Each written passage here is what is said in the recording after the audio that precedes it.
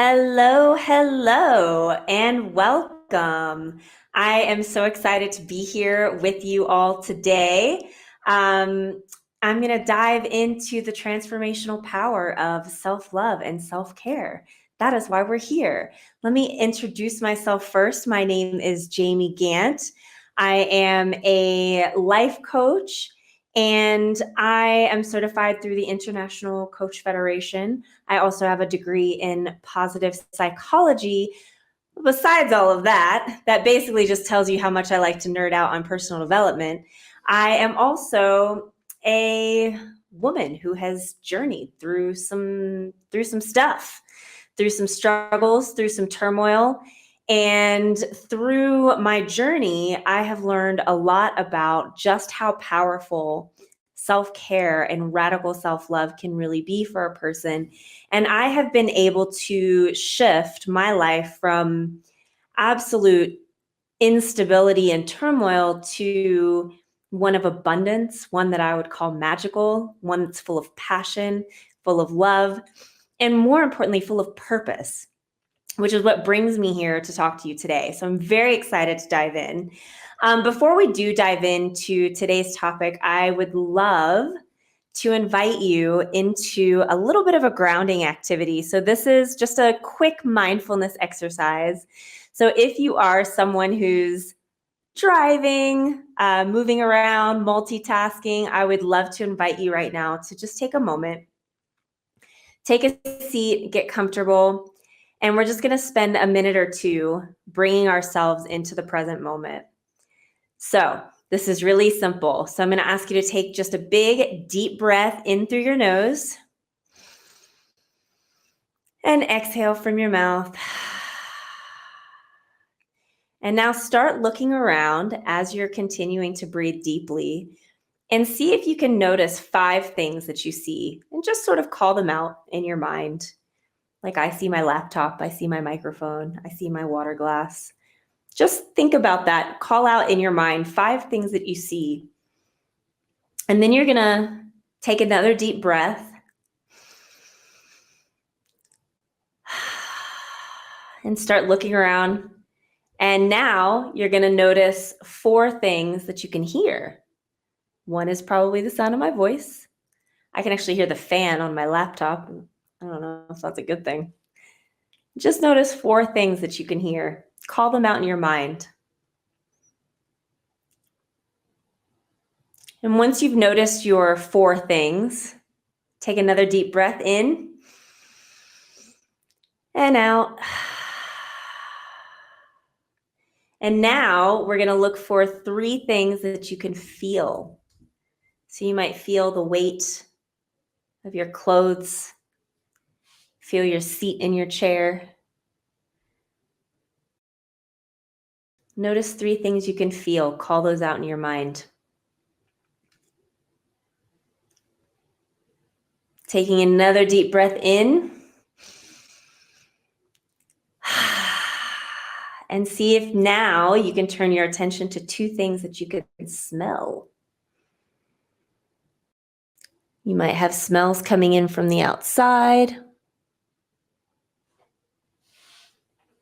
You might smell coffee like I do because I have it in front of me. And then see if you can notice 1 thing that you taste. Breathing in through the nose and out from the mouth. I actually taste chocolate biscuits that I had earlier today. Very yummy. All right. So how was that? I hope that brought you into the present moment. That is a great mindfulness exercise. I've given you a tool right off the bat. So this is something that you can do anytime. It's a great way to slow the mind down, to bring yourself back into the present moment.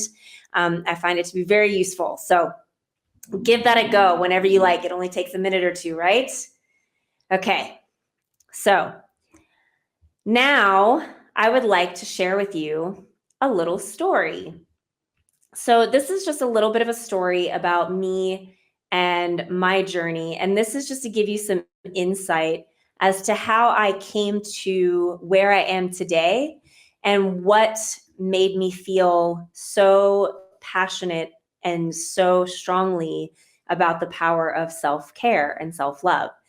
So for me, I grew up in a very unstable, very toxic household. I lived in a rural part of Ohio called Morrow County, if anybody's ever heard of it. My parents divorced when I was very young. My mother remarried to a man who was quite abusive. He was in and out of prison.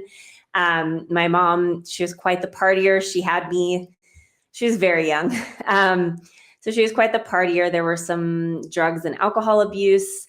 And through living in that environment, I really found myself constantly wanting to escape. I never felt safe. Everything was just very unknown. Even just knowing where our next meal was going to come from, it was hard to say. I grew up with my two younger siblings, and I pretty much took care of them when my parents were absent. So it wasn't the easiest of lives. I can remember some very, very challenging times when I really just could think of nothing more than leaving. All I could think in my mind was someday I'll escape. Someday it'll be better. Someday I'll get out of here. And I eventually, when I was 18, did in fact leave as soon as I had the opportunity. And I moved to Columbus, Ohio, which is a big city compared to where I grew up. And when I was there, I was really kind of driven by this like sort of rebellious streak. I was pissed off at the universe for giving me a challenging life. I felt like things were not going my way. I couldn't get a break. I was just kind of dealt a shitty hand, right? And I swore to myself at that time that I would be nothing like my mother. I was so determined to be so much better than what I grew up in. And I found myself as an adult actually doing the opposite. I was overindulging in alcohol, in substances. I was becoming exactly what I had been trying to run away from because it was the only thing I knew. And that's the interesting thing, right? We only know what we know. And until we find something different, we can really get stuck in these patterns. And when I look back now at that life that I was in, I was really kind of stuck in these patterns. And I think when I look at it from my perspective now, there was a lot of lack of self-love. I felt very unworthy. I felt very unlovable. I grew up listening to people say, mean things about the fact that I was poor. They called me white trash. These were things that I was kind of carrying and not really understanding how to work through that, right? And so eventually I can remember quite vividly being at a New Year's party in 2006. I was drunk on drugs. It was a dive bar that my friends and I were at.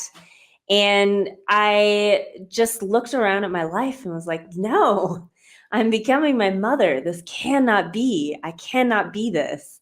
And so I refused to live that way anymore. And that was quite a turning point for me. I decided I'm going to get my shit together. I went back to school. I got my degree in business. I started moving forward. I found a job that I actually kept. I was quite unstable with holding down a job before. So I found a stable job. I was making good income. I was doing all of the adult things that you're supposed to do. And you would have thought from looking at my life on paper at that point, I had really turned my life around. I had gotten things together. I was married to a great man, and I was living in a great apartment in Chicago. Like everything was great. However, interestingly enough, even though on paper I had cleaned myself up and everything was good, I felt still miserable. I was plagued with anxiety, severe anxiety to the point of developing OCD. I would drastically swing back and forth between being a top performer and having complete breakdowns and being close to losing my job just for excessive absence or poor performance. And it was just this constant roller coaster up and down. And it felt like my life was just this constant cycle of getting it together and then falling apart and on and on. And even though what I was doing, what I thought was right, everything that I was supposed to do, it just, nothing was panning out and I just didn't feel good. I don't know if any of you can relate to that. If anyone's here live, let me know in the comments. If you're watching the replay, please pop me a message and let me know if that's anything you can relate to. Just that constant cycle of up and down. Things are really, really good, and then they're not. And then they're really, really good, and then they're not. So that's what I was kind of stuck in. And that really led me to my latest turning point, which was deciding that I'm going to find out how to be happy. Spent my whole life feeling miserable for one reason or another. I kept feeling like life just wasn't going my way. And I decided I'm going to figure out how to be happy. So I immersed myself in positive psychology and self-help and personal development. And that's how I ended up getting my degree in psychology and becoming a coach, because ultimately I was looking for my own healing, my own answers. And through that process, wouldn't you know it, I found my purpose, which is helping other people and coaching people through a lot of similar turmoil and transitions and finding their way towards healing and happiness. And I would not trade any of it because it is amazing. I've been able to do so many things with my life. I've got deep connections with people now that I never would have had before. I used to have serious trust issues. I am now able to connect with people on a deep and vulnerable level without feeling that trust issue, which is amazing. Unfortunately, my relationship with my husband did not last. However, I did find the love of my life, my current partner, who I would not trade for anything. He's awesome. And I traveled around the world for years. I've seen so much of the world, and I actually ended up living in South Africa, which is where I am now. And it has been such an incredible, magical, amazing life. And I want to help others have the same kind of magic and the same amazing experiences of their own in their unique manifested way. And so that's what I'm really here to talk to you about today, is to help you find your own radical self-love and to build a unique self-care practice that isn't just about pampering, but it's about actually deepening your relationship with yourself and really standing powerfully in your authenticity and letting go of any need for external validation. And so that is what we're going to dive into. That is what was such a big game changer for me. And it's what's been a game changer for all of my clients that I've worked with. So many of my clients, who are also women, have had similar experiences, and learning that self-care and that self-love has been such a complete shift in their lives. I hope you're ready to dive in. So let's get to it. All right. I'm going to ask the team to pull my slides up, and we're going to look at some stuff. So I'm going to hit you with some facts. So first things first, practicing self-love, studies have shown, actually significantly improve mental health by reducing symptoms of anxiety and depression. So this is done, this is reported by Nest Labs and Psychology Journal. These studies have shown that when people engage in self-compassion and self-love, it's actually associated with lower levels of these symptoms of anxiety and depression. And this actually leads to better overall emotional regulation and also mental well-being. Go ahead and go to the next slide, and we'll talk about some neuroscience. So when we look also at self-love from a neuroscience perspective, engaging in self-love activities like self-care and self-compassion, it actually positively affects your brain function. And so when we're talking about your brain function, we're talking about increased activity in the prefrontal cortex, which is responsible for your self-awareness and your self-control, and decreased activity in the amygdala, which is where we process our negative emotions like fear and anxiety. And this really helps reduce stress. And this is going to help with promoting emotional stability. So let's go ahead and go to the next slide. I think we're missing.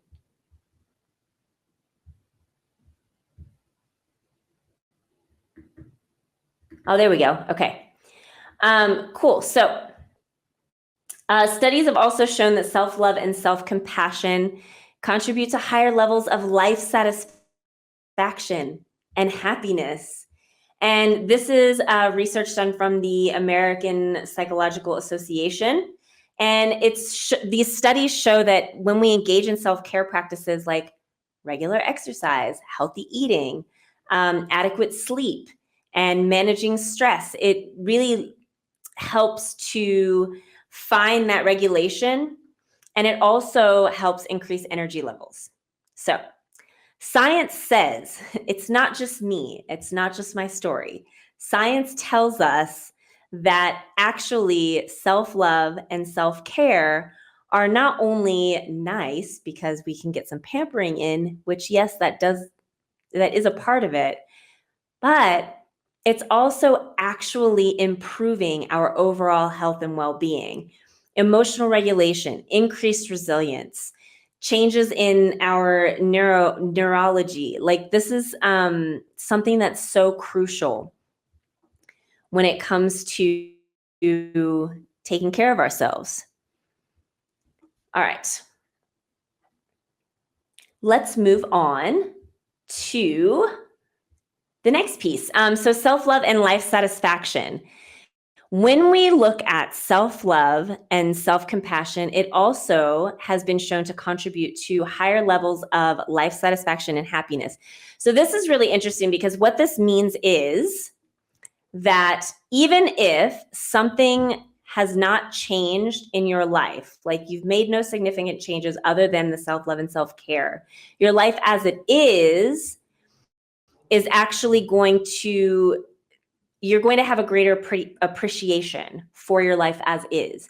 So it's not necessarily about finding ways. Yes, in my story, I did share that I made some drastic changes. I changed my relationship. I changed where I lived. However, that is not necessarily what we're talking about. When you're engaging in the self-love and self-care, a lot of times it becomes a situation where even though nothing has actually changed in your life externally, you've changed internally and you show up differently in your life and you find yourself finding more gratitude and being more appreciative of what it is that you have and where you're at. And that's something that I actually wanted to share with you because a client of mine had this experience. She went through one of my programs called the Best Self Bootcamp, and throughout that program, nothing really changed in her life externally, but she started to find that as she was going through this, like developing self-care practices and getting into some mindfulness and learning how to love herself deeply, it really laid that sturdy self-love foundation for her. And the way that she put it is it transformed how she valued herself and her life. And so even though nothing changed, she changed. And what she felt was this deep appreciation for where she was and a deep appreciation for herself and who she was. Not because she got better and like went to the gym every day like she promised and things of that nature. It wasn't because she met some sort of standard. It was because inside she had learned to really radically accept who she was as a whole person, completely and authentically. And it shifted the way that she showed up in her world. So it was really quite beautiful. So I just wanted to share that with you. So it's not just my story, you've got someone else's. All right, so let's talk about how do we do this? How do we start getting into self-care and self-love? How do we start feeling happier and feel that greater life satisfaction? So let's talk about some different ways we can approach that. So self-compassion and stress reduction. When we talk about self-compassion, this is such a key part of finding that self-love and also reducing stress. So this really reduces stress hormones like cortisol, especially in women. We tend to produce a lot of cortisol when we're stressed.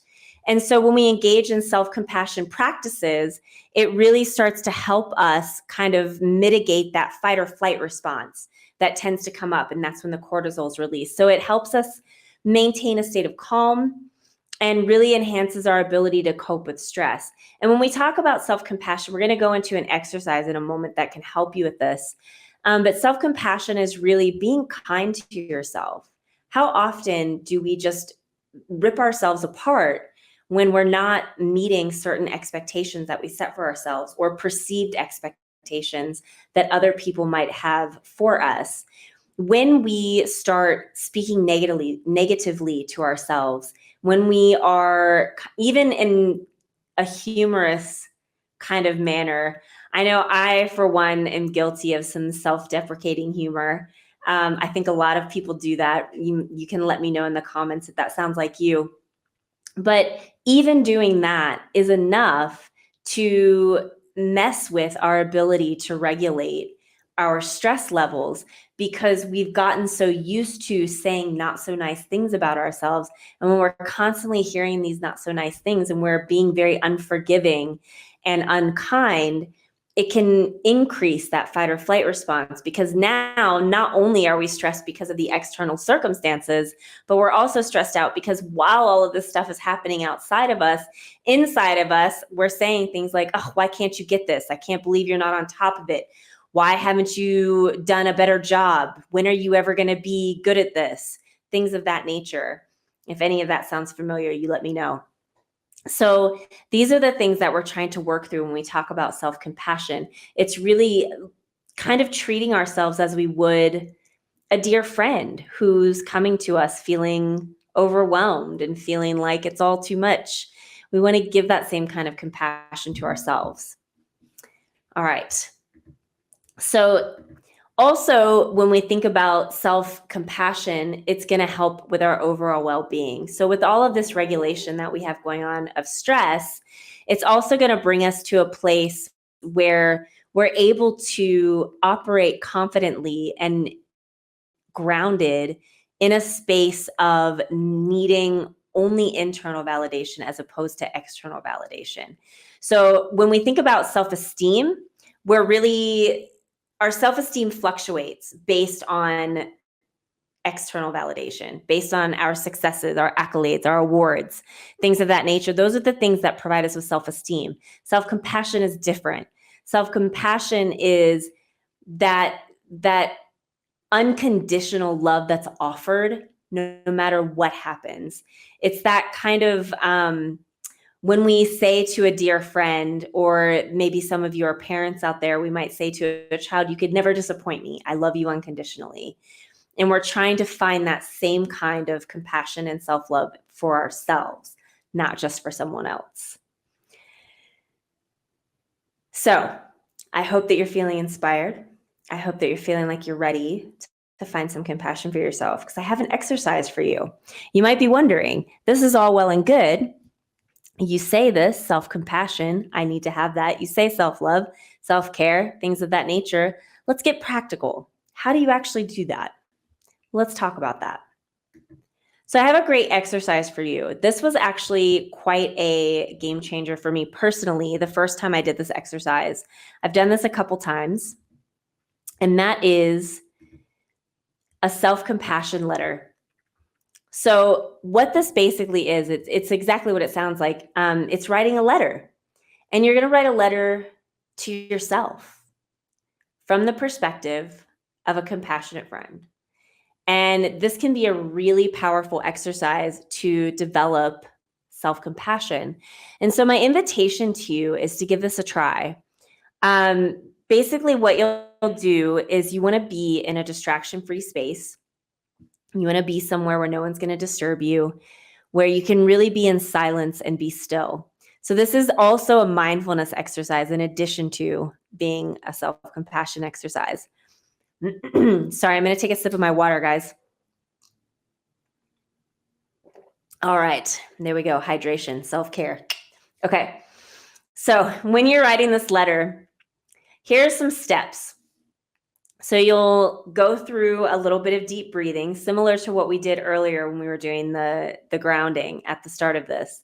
So you want to get yourself really nice and centered. You might even consider doing the 5 senses that I walked you through. So 5 things you can see, 4 things you can hear, 3 things you can feel, 2 things you can smell, 1 thing you can taste. So take yourself through, get nice and grounded, be still, and then think about an area of your life where you feel maybe a little bit less than, inadequate, maybe where you're struggling, maybe you're challenged by something. Think about that.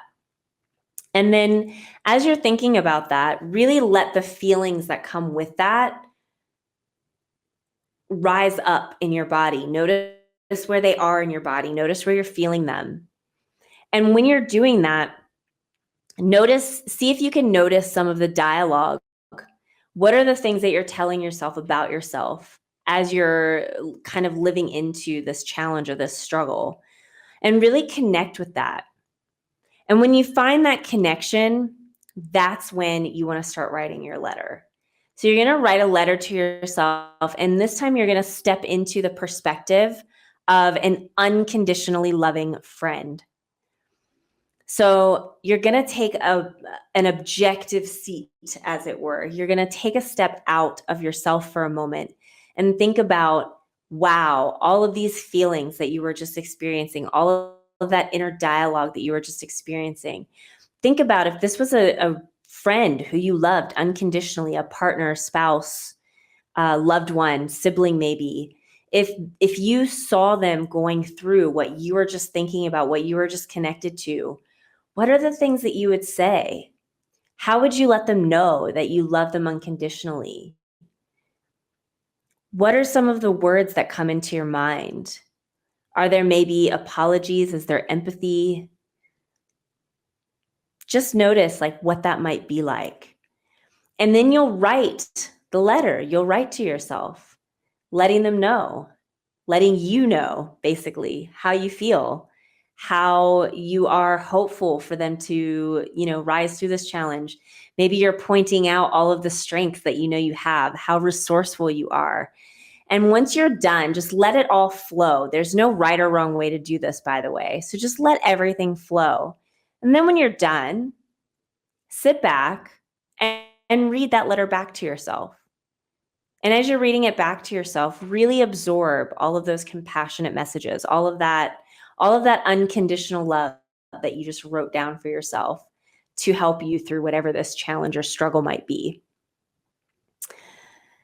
And that is the self-compassion letter exercise. So I will tell you, when I did this exercise, it was 100% a game changer for me. It was at a time when I was definitely feeling a little bit dark. I wasn't understanding why things were so difficult.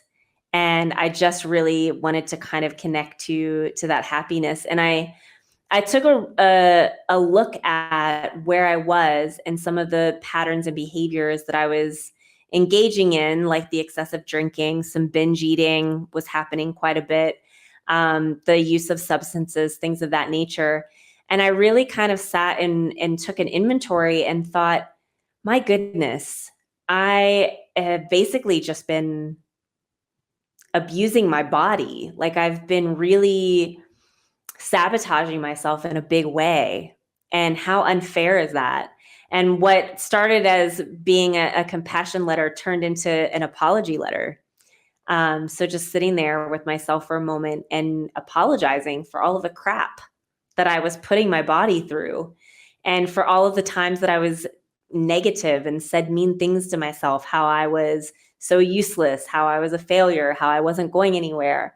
And to really sit and get all of that out can be such a transformational process of finding a deeper connection with who you are on the inside. So I do invite you to please give this exercise a try. And I would love to know how it goes for you if you just let me know in the group later in the comments if this is something that you tried and how it went. I would love to hear your experience. Okay. So moving on. Let's talk a little bit now about self-care. We can take the slides down for now. So talking a little bit about self-care. So this is the big one. When we talk about self-care, a lot of people think of sort of the basics, right? Exercise, nutrition, grooming. These are all very important. However, what seems to happen, and I know this is what's happened for me and for a lot of women that I've worked with, is we approach these activities from a mindset of fixing, especially when we talk about things like exercise and nutrition, and especially for us women. Because what happens is we get rooted in this kind of belief system of we're somehow bad or wrong, and we need to do good things, we need to do the right things to become better.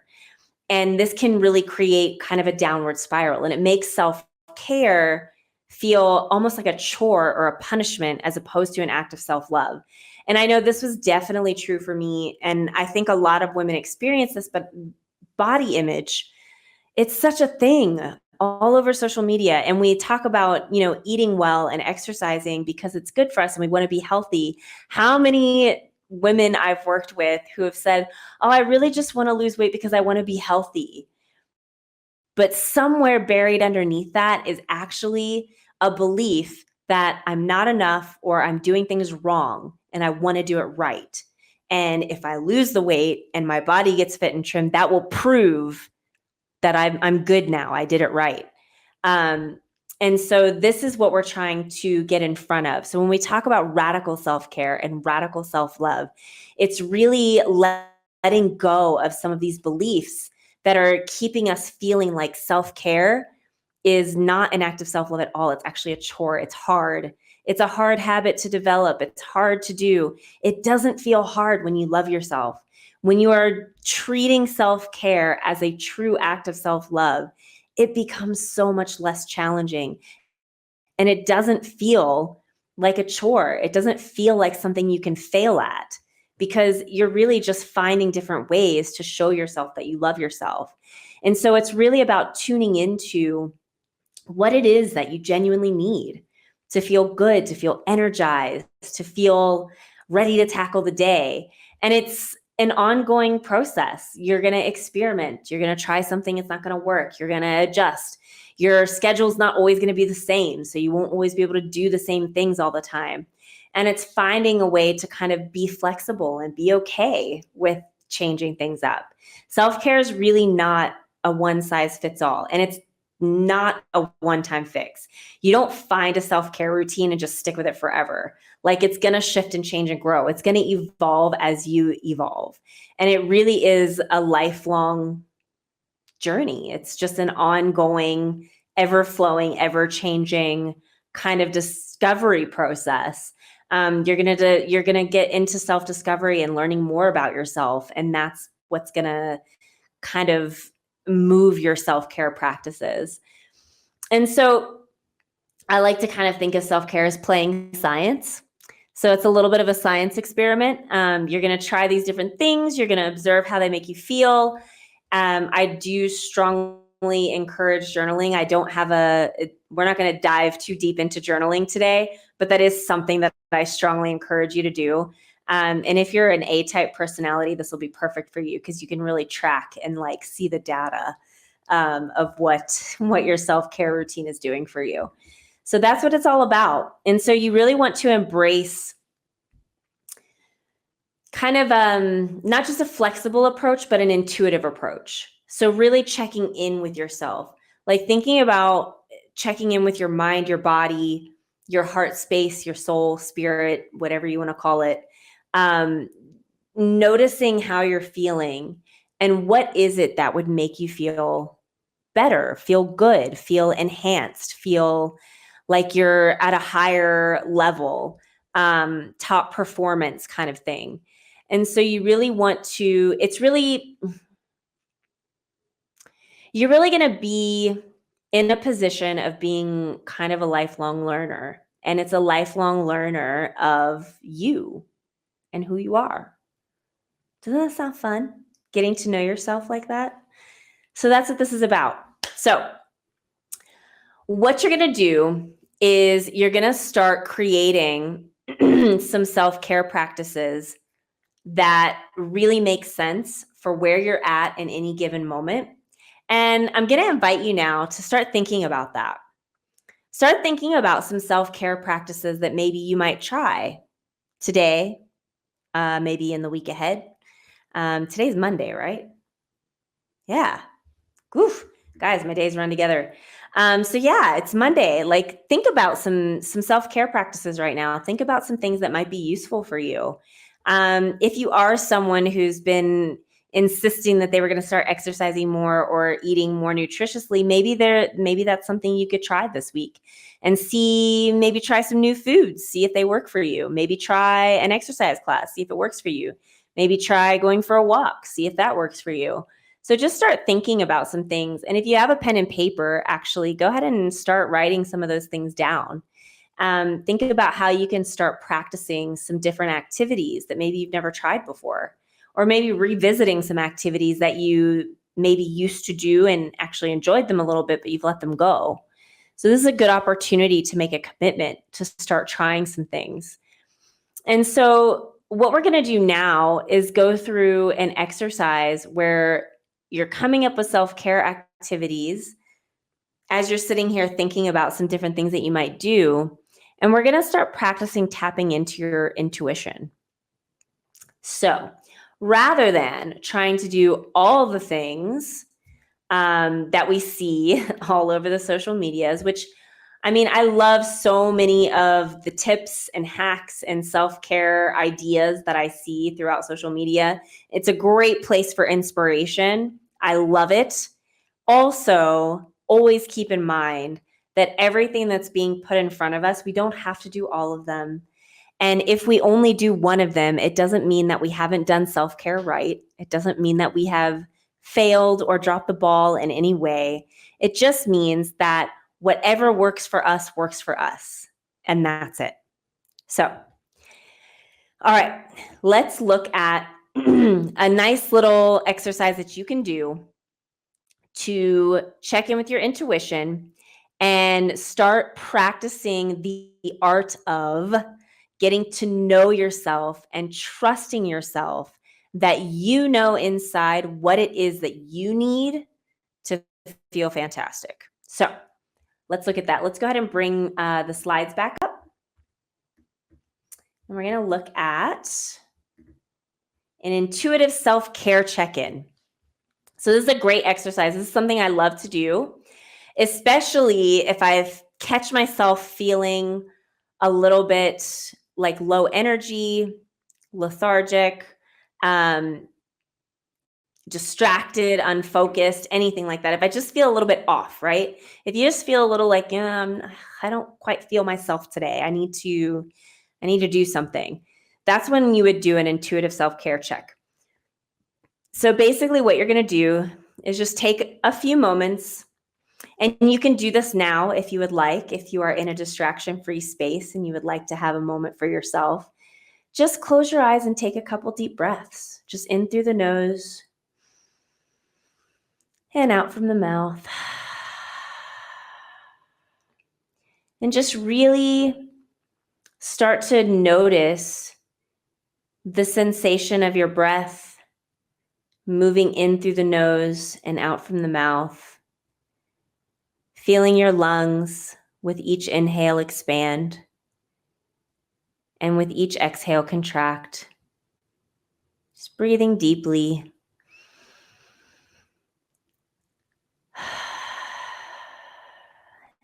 And what you're going to do is just start to ask yourself, what does my body need right now?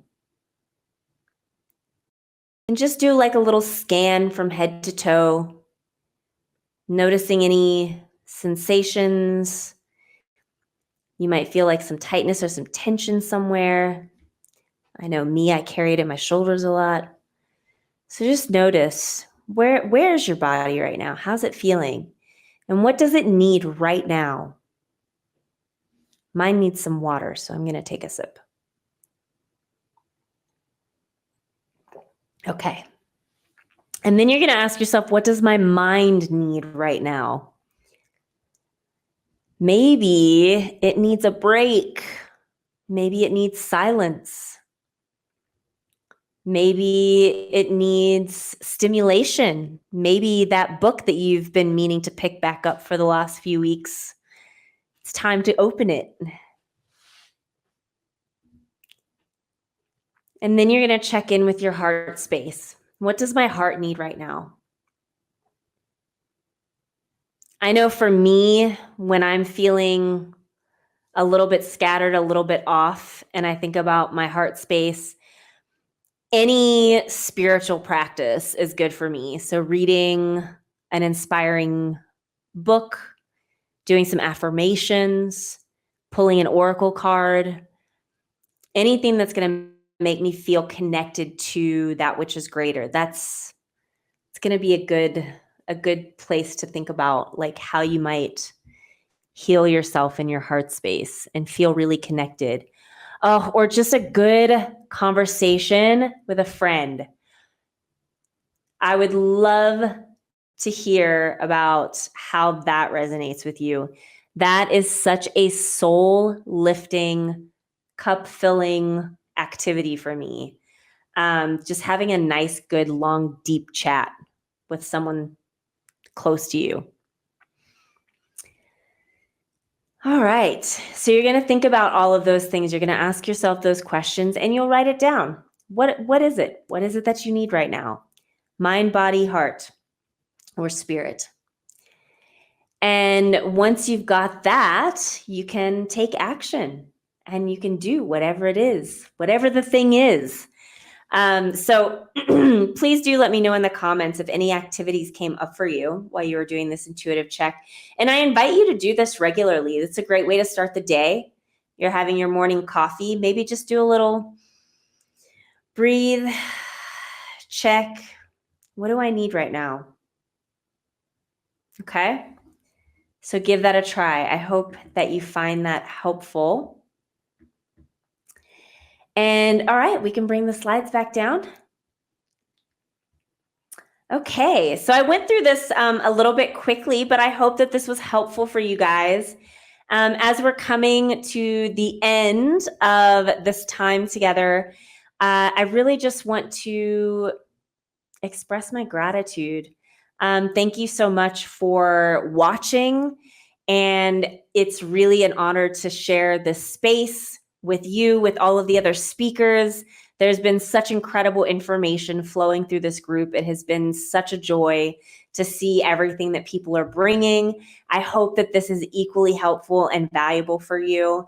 I really hope that you are on your own path of exploring the transformative power of self-care and radical self-love.